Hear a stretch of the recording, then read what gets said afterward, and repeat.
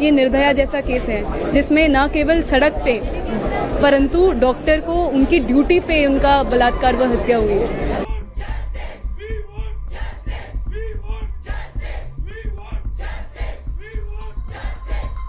ये मामला इतना गंभीर है कि एक महिला जो कि काम पे थी उनके साथ ब्रूटली उनका मर्डर किया गया, सेक्सुअली असॉल्ट किया गया। अभी देखिए समाज में महिला और पुरुष सामान्य मानते हैं हम लोग। हर महिला वर्क करती है, काम करती है, कोई नर्स है, कोई डॉक्टर है, कोई पुलिस है, कोई आईएएस है, कोई आईपीएस है।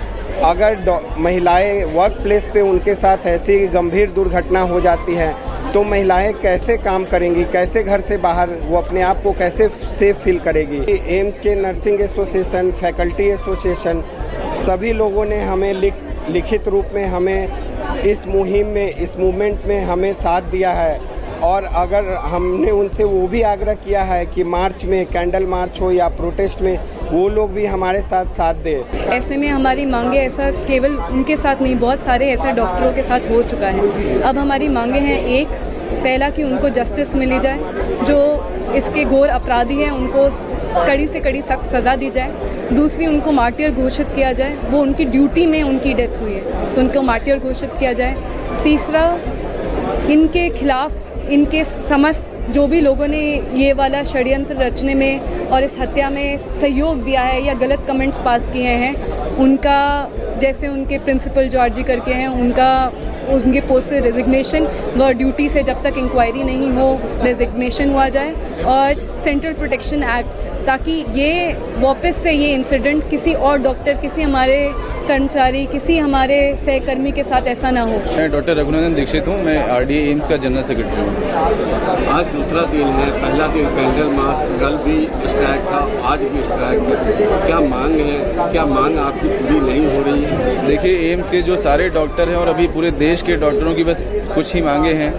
दो पार्ट में है। वो पहला पार्ट है कि जो आरजीकर मेडिकल कॉलेज में एक महिला साथी के साथ हुआ है, बहुत ही दर्दनाक घटना है और उसको किसी भी हाल में टॉलरेट नहीं किया जाएगा। हम उसके लिए कुछ ये चाहते हैं कि उसका फेयर इंक्वायरी हो, सीबीआई इंक्वायरी की डिमांड किया है। और जो वहाँ पर एडमिनिस्ट्रेटिव ऑफिसर्स थे जिन्होंने उस इंसिडेंट को गायब करने की कोशिश किया, उनके अगेंस्ट कड़ी से कड़ी सज़ा हो और जो वहाँ के प्रिंसिपल है उनका रेजिग्नेशन हो।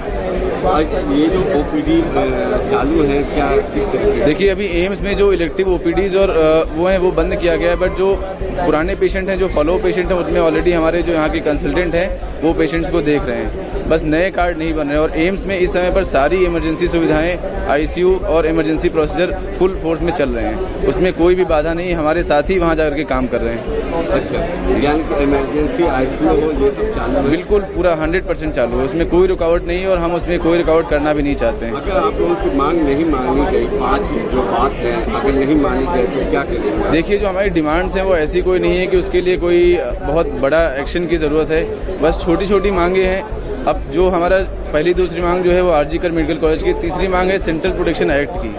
देखिए, सेंट्रल प्रोटेक्शन एक्ट जो है वो अभी एक for health care and doctors है, लेकिन जो इंसिडेंट हुआ है that is about safety of women at work place. कोई भी महिला जाकर के कहीं काम कर रही है तो उसकी सेफ्टी की बात है ये। कब से जो हेल्थ मिनिस्टर से मिलने का था, क्या हुआ? कल हम लोग हेल्थ मिनिस्ट्री गए थे, वहाँ पर उनके सेक्रेटरी से बात किया, अपने जो 5 पॉइंट हैं वो रखे गए।